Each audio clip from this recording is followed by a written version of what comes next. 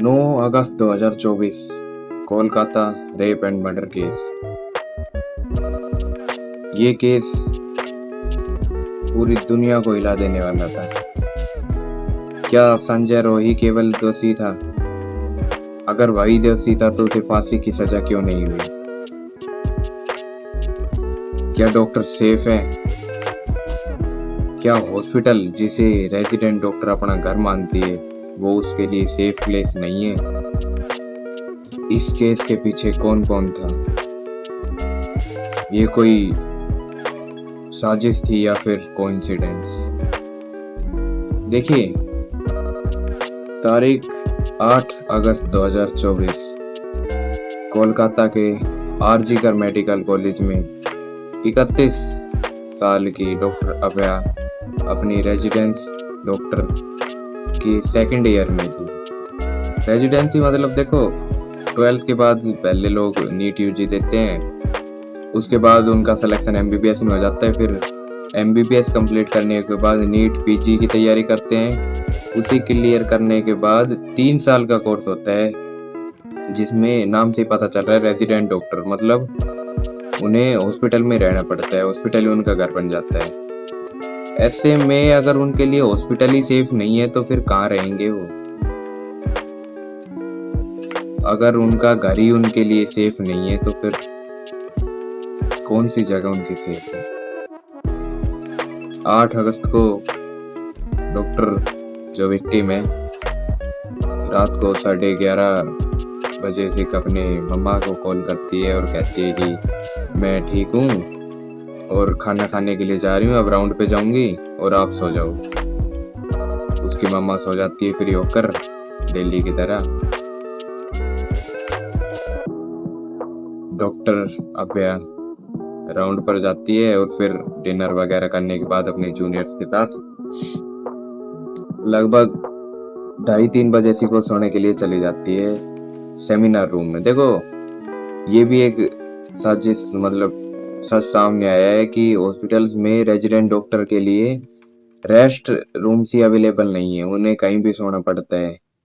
अच्छे रूम्स की व्यवस्था नहीं है, अच्छे वॉशरूम्स नहीं है। ये भी बहुत बड़ा सवाल है हॉस्पिटल डिपार्टमेंट पर, हेल्थ एंड केयर डिपार्टमेंट। अब जो हमारी विक्टिम है वो सोने चली जाती है सेमिनार रूम में। सेमिनार रूम हॉस्पिटल्स में होते हैं, मतलब अगर किसी टीचर को कोई मीटिंग वगैरह रखनी पड़ जाए, बच्चों को कोई नई डिसीज आई है तो उसके बारे में समझाने के लिए सेमिनार रूम्स होते हैं। उसमें 30-40 बच्चों के बैठने की कैपेसिटी होती है और वो साउंड प्रूफ रूम होता है, उसके बाहर आवाज नहीं जाती।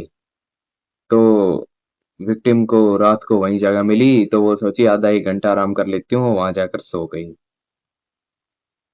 अब लगभग 4 बजे से, जैसा पुलिस फोर्स द्वारा बताया गया कि उन्होंने सीसीटीवी फुटेज चेक की तो संजय रॉय जो कि एक सिविक वॉलेंटियर था, मतलब सिविक वॉलेंटियर मतलब सिंपल है, जो पुलिस फोर्स की हेल्प करता हो। जैसे कोई घायल आदमी है तो उसको हॉस्पिटल तक पहुंचाने का काम कर दिया, किसी पुलिस को रिपोर्ट दे दी कि ये यहाँ पे ये केस चल रहा है, ऐसा काम होता है सिविक वॉलेंटियर का। अब वो हॉस्पिटल में आता है, उसका आना जाना तो लगा रहता था क्योंकि वो सिविक वॉलेंटियर था, तो हॉस्पिटल में पेशेंट को लाने जाने के लिए वो आता जाता रहता था। वो हॉस्पिटल में आता है, सेमिनार रूम में जाता है और अनचाही घटना को अंजाम देता है। और वहां से निकल के पुलिस फोर्स का कहना है कि जब वो सेमिनार रूम में अंदर एंट्री कर रहा था तो उसके गले में एक ब्लूटूथ होता है, वो गाने सुनने वाला होता है ना ब्लूटूथ, वो था। और जब वो निकला तो वो नहीं था। तो पुलिस उसको आरोपी मान रही है, संजय रॉय को। लेकिन सच कुछ हो रही है जो ना आपको पता ना मुझे पता, कोई नहीं जानता। इसके पीछे कौन कौन आरोपी है? अब सुबह 9 अगस्त की बात है, 8:30-9 बजे से, जब एक डॉक्टर अपनी नेक्स्ट शिफ्ट में आता है तो वो सेमिनार रूम के लिए जाता है और वहां पर देखता है कि जो विक्टिम की बॉडी थी वो ऐसे ही पड़ी हुई है, खून से लथपथ हो रखी है। उन्होंने क्लोथ्स भी वियर नहीं कर रखे। तो वो लोगों को गैदर करता है कि व्हाट इज दिस। आधा एक घंटे भीतर 11:30 बजे तक पूरे हॉस्पिटल में खलबली मच चुकी थी, मतलब कुछ तो हुआ है। हॉस्पिटल की तरफ से उनके विक्टिम के पेरेंट्स को फोन जाता है कि आपकी बेटी बहुत बीमार है, जल्दी से आ जाओ। अब पेरेंट्स घबरा जाते हैं। यार घबराएंगे तो सही। अब रात को उसने बात की अच्छे से अपनी बेटी से और सुबह कह रहे कि बहुत बीमार है, जल्दी से आ जाओ, ना कोई क्लैरिटी दे रही। इसके बाद फोन काट दिया। तो विक्टिम के पेरेंट्स दोबारा ट्राई करते हैं, फोन करते हैं, लेकिन उन्हें कोई रिस्पॉन्स नहीं मिलता। अब वो डर जाते हैं बहुत ज्यादा। थोड़ी देर बाद कोहली से एक फोन दोबारा जाता है कि आपकी बेटी ने सुसाइड कर लिया है। देन पेरेंट्स और ज्यादा डर जाते हैं और वो अपनी पड़ोस के दो चार इकट्ठे होकर कॉलेज आ जाते हैं। अब विक्टिम के पेरेंट्स ने एक इंटरव्यू में बताया है कि 3 से 3.5 घंटे तक उन्हें अपनी बेटी की बॉडी देखने की अनुमति ही नहीं दी गई। वो बार बार पूछते रहे कि क्या हुआ है, क्या सच है, लेकिन ना उन्हें कोई सेटिस्फैक्टिंग जवाब मिला, ना उन्हें बॉडी दिखाई गई। अब जब उन्होंने बॉडी देखी तो वो इंटरव्यू में बताते हैं कि both her legs were literally at 90-degree right angle, which is not possible by a single man. उसका पेल्विक गार्ड होता है, वो पूरी तरह से ब्रेक हो चुका था। अब अगर कोई एक मैन हो उसके लिए मुश्किल होता है पेल्विक गार्ड को तोड़ना। अब पूरी बॉडी खून से लथपथ थी। वो उन्होंने जो चश्मे वियर कर रखे थे वो बिल्कुल आंखों में गड़े हुए थे, खून आ रहे थे। और शरीर पर बहुत सी चोटों के निशान थे, और इसके बावजूद कॉलेज वालों ने ये कह दिया उनके पेरेंट्स को कि सुसाइड है। What is this nonsense. किस एंगल से ये सुसाइड लग रहा है कि 4 साल का बच्चा भी देख के बता दे सुसाइड नहीं है। कुछ तो बहुत बड़ा चल रहा था कॉलेज में।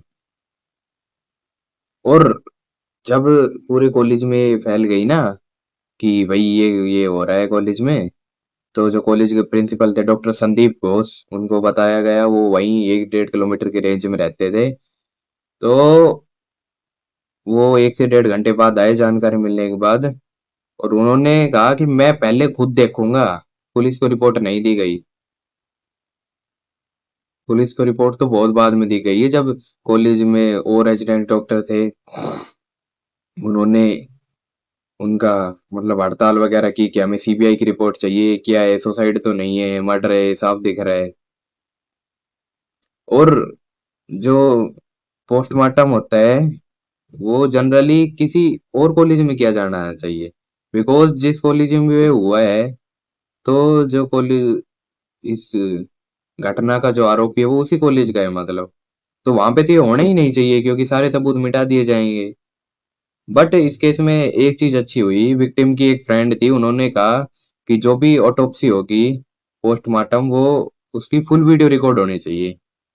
ये बहुत अच्छी बात कही उन्होंने, जिसकी वजह से इतना सच जो सामने आया है, वो भी शायद उन्हीं की वजह से आया, वरना अगर वीडियो रिकॉर्ड नहीं होती तो शायद सारे सबूत मिटा दिए जाते।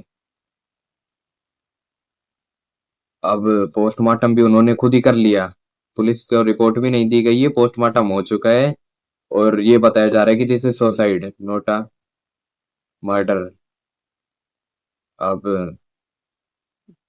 पोस्टमार्टम रिपोर्ट में ये सामने आया कि जो विक्टिम है उनकी बॉडी में अराउंड 350 mg सीमेंट मिला है। और एक मेल के लिए एक इजैकुलेशन में only 5 to approx 5 mg semen ही इजैकुलेट कर पाते हैं।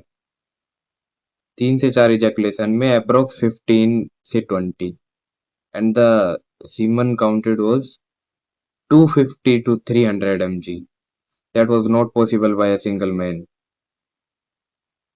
साफ दिख रहा था कि ये एक आदमी का काम नहीं है। बट फिर भी दो अगले 48 घंटों में संजय रॉय को सीसीटीवी फुटेज वगैरह मनगढ़ंत कहानी बना के अरेस्ट कर लिया गया।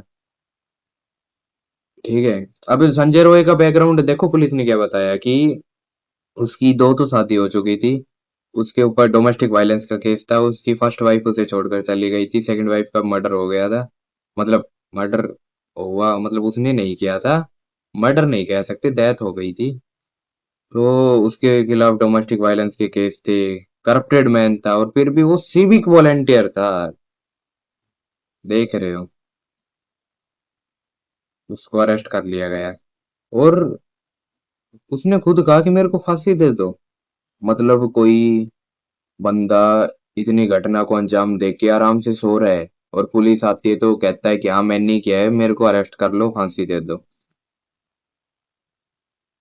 ये कुछ फिक्शनल नहीं लगता? It is pure fiction. Because आदमी डर जाएगा यार, जब पुलिस पकड़ने आएगी सीधा अपना वो नहीं कबूलेगा। स- संजय रॉय तो केवल एक बलि का बकरा है, और किसी को बचाने की कोशिश की जा रही थी।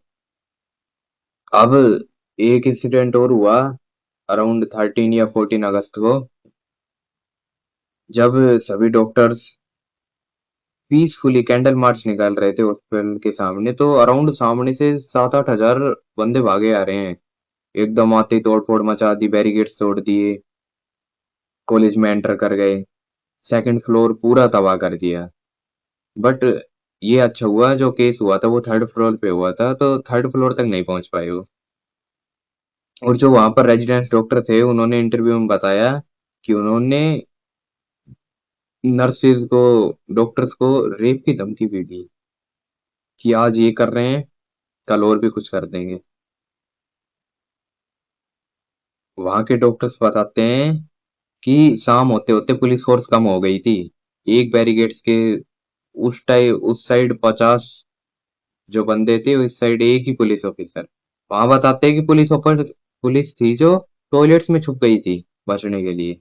और जब डॉक्टर्स उनसे हेल्प की वो मांग रख रहे कि हमारी हेल्प करो, वो कह रहे ऊपर से ऑर्डर नहीं है। ये सब सोची समझी साजिश थी, किसी को छुपाया जा रहा था, सबूतों को मिटाया जा रहा था। और कुछ हद तक सबूत मिटा दिए गए। जब वो सब अंदर आए तो सबूत मिटा दिए गए कई। अब पता नहीं क्या कुछ मिटाने की कोशिश की जा रही थी, लेकिन कुछ तो बड़ा चल रहा था। जो ये आरजी कर मेडिकल कॉलेज है ना, इसकी हिस्ट्री भी बहुत खराब है, ये समझ लो। जो अभी हाल ही में इसका प्रिंसिपल था डॉक्टर संदीप घोष, उसने केस होने के 5 घंटे अंदर ही रिजाइन दे दिया कॉलेज से। और सरकार ने उसे पास ही में किसी दूसरी गवर्नमेंट मेडिकल कॉलेज का प्रिंसिपल बना दिया। भाई जब वो खुद रिजाइन कर रहा है बंदा, उसके रहते हॉस्पिटल में इतना कुछ हो गया, तो उसी किसी दूसरे गवर्नमेंट मेडिकल कॉलेज का प्रिंसिपल क्यों बनाया जा रहा है यार? वो तो दोषी है ना, उसे सजा दी जानी चाहिए। बट ये सब नहीं हुआ, उसे सजा नहीं दी गई, बल्कि एक प्रमोशन के तौर पर प्रमोशन दिया गया, दूसरे प्रिंसिपल बना दिए। अब ऐसा माना जाता है कि इस कॉलेज में ये पहला केस नहीं था, 4 से 5 केस पहले भी हो चुके हैं।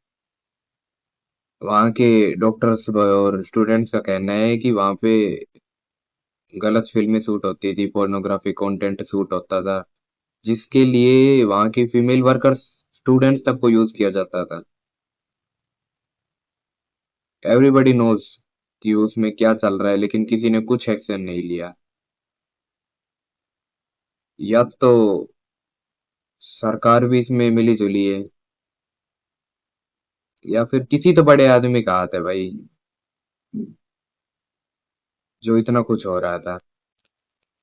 2001 में जब पुलिस एक सुष्मिता, मेरे को करंटली नाम ध्यान नहीं है, सॉरी, एक लड़के ने सुसाइड कर लिया था, ऐसा लोगों को दिखाया गया कि उसकी बॉडी पंखे से लटके मिली थी, सुसाइड कर लिया। और जब रेड वगैरह हुई तो वहां पे ट्राइपोड्स वगैरह मिले, जो कि 2001 में मिलना बहुत आसान बात नहीं थी। क्योंकि ये चीज प्रोफेशनल शूटिंग के लिए जो चीजें यूज होती थी ना वो वहां पे मिले। कॉलेज में क्या कर रहे हैं प्रोफेशनल शूटिंग किस चीज की? लेकिन फिर भी इतने सबूतों के होने के बावजूद भी कोई एक्शन नहीं लिया गया। Nothing done. आज 2026 चल रही है। केस को लगभग 2 साल होने को जा रहे हैं। शुरुआती 1 महीने में केस हुआ जब अगस्त से सितंबर तक बहुत हंगामा हुआ, लेकिन अब तक शांत। किसी को कुछ फर्क नहीं पड़ रहा। मैंने लोगों से पूछा, पता भी नहीं उन्हें तो हुआ क्या था। तो यार ऐसा नहीं होना चाहिए। अब ये थोड़ी है केस हो गया 1 महीने तक हुआ, हड़ताल वगैरह फिर बंद। संजीव रॉय को ना तो फांसी की सजा दी गई, ना किसी और को पकड़ा गया। जब जो दोषी है वो अभी भी खुले आम घूम रहा है, तो और डॉक्टर्स को, और किसी की बहन बेटियों को उससे खतरा है। तो मैं आपसे यही गुजारिश करूंगा कि हमारे समाज में क्या कुछ घटित हो रहा है उसके बारे में जाने, और हमारी बहन बेटियों की रक्षा के लिए हमेशा अडिग रहे। My name is Bharat Singh and I will meet you soon.